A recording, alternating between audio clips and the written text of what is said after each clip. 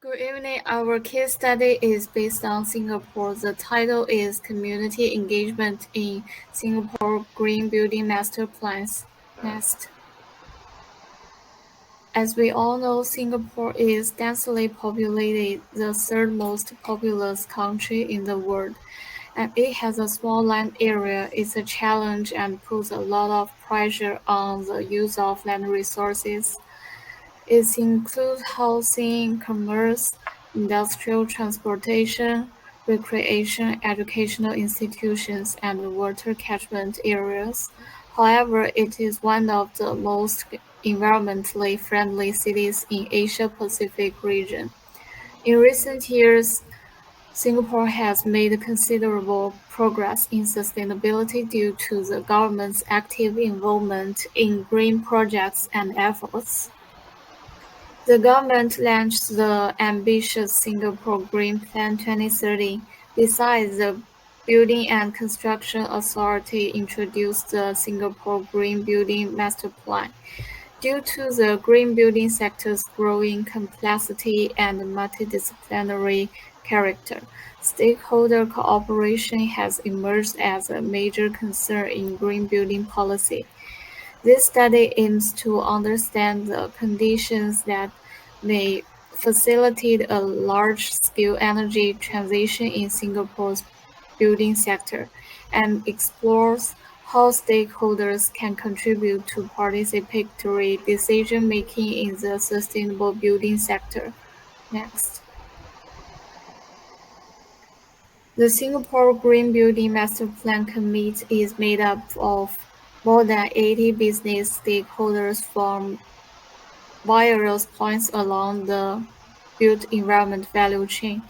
The first engagement and visioning exercise was establish the goals and main outcomes for Singapore's green built environment.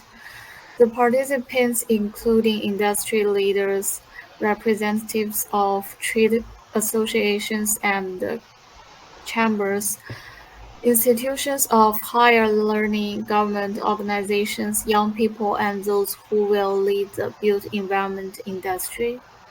Next. The main stakeholders in our study, including institution, government, academia, and citizen. Next, we will have one person representing a group for discussion. Initially, I represent the institution, contains groups involved in the process of green building from development to construction. Investors and developers are the main subjects in green buildings. They first invest their capital and then profit from the project. The demand originates from the preference of end consumers, and the demand of green building buyers will influence the strategic choice of developers and investors from the projects.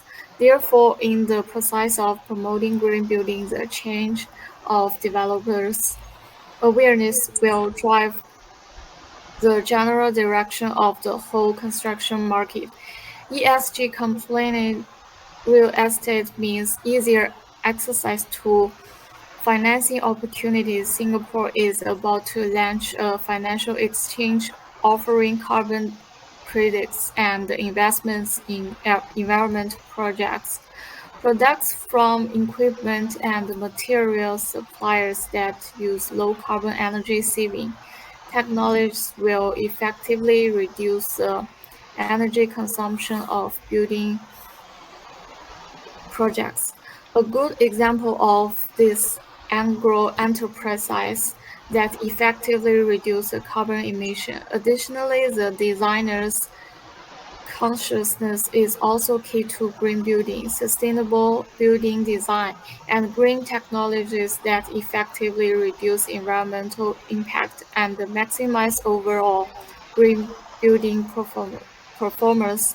The Building and Construction Authority of Singapore's Green Mark certification scheme promotes a framework for assessing the overall environmental performance of buildings, including energy and water efficiency, indoor environment quality, and environmental impact throughout the building's life cycle. Green construction means that the builder must face new process technology and quality supervision, which is different from traditional construction and increase the cost of the builder. Facing their interests, the government and developers also need to give more profits, stimulate and talent training. All in all, in the market of green transformation, highly qualified designers, material suppliers, and constructors can only be favored by developers and investors thus. They can participate in the promotion and construction of green buildings with the times. Thank you, my partner. Now let me introduce another part. Role of stakeholder government. The building sector in Singapore consumes half of the country's total energy. As a result, the government has been urging the industry to transform, with the goal of having 18% of its buildings certified green by 2030. BCA launched the Green Marketplace program as a comprehensive strategy to stimulate green building innovation. In addition, green mark standards were established. To complement the Green Mark program, the BCA has launched 3 strategic master plans since 2005, and in 2012, the Building Contract Act was updated to include legislation on building certification. Like other national government agencies seeking to green the building sector, BC has deployed incentive programs and initiatives. The BC has also launched a pilot program called BRIEF, which helps offset the high upfront costs of investing in new technology by underwriting some of the risky when companies switch to take out loans to purchase the technology. The BC has introduced a new program called GMGFA, in which buildings can afford to increase their gross floor area, provided they are significantly more energy efficient. In Singapore, the state government has introduced new regulations, and the industry is following the government's lead, adopting a sustainable approach. Singapore favors top-down approach. The BCA uses a number of policy tools and innovative approaches, such as grants as financial initiatives.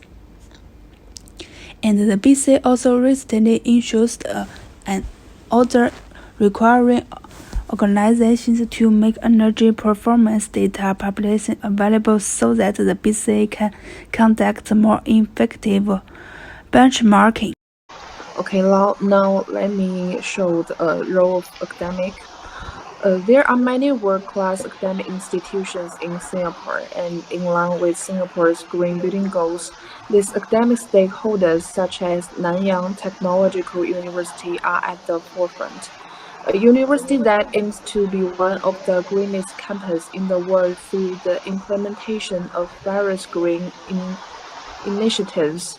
Projects to reduce the energy intensity of NTU's campus operations can all be found at the NTU Eco Campus. As the largest university campus in Singapore, it has more than 2,200 buildings that have been certified with Singapore's highest green mark. This demonstrates NTU's commitment to integrating sustainability into its operations. Researchers are also working on case studies of existing buildings to find a sustainability assessment framework to apply to other buildings to achieve higher benchmarks of energy efficiency and sustainability. Okay, next. Thank you, Lily. Now I will explain the role of the citizen participation. Citizen participation is regarded as crucial in the development of more inclusive and sustainable city. Their participation in decision-making can help improve local living conditions and strengthen local autonomy. Singapore's civil society has played an important role in shaping the nation's urban environment. Since urban planning involves multiple sectors in planning development, therefore needs the active engagement of the public. Public participation is clearly on the city agenda, allowing the public not only to have a say but to participate in the implementation process. The succeeding examples of Singapore civil society is the work of the Nature Society Singapore. The civic organization successfully persuaded the government set aside Sungai Buloh as a bird sanctuary and nature park on its recommendation. The Citizen Consultative Community was founded in 1965 and has since grown into Singapore's leading neighborhood organization. Hello Neighbor project campaigns in Singapore, the state involves residents in neighborhood improvement from the beginning of the planning process.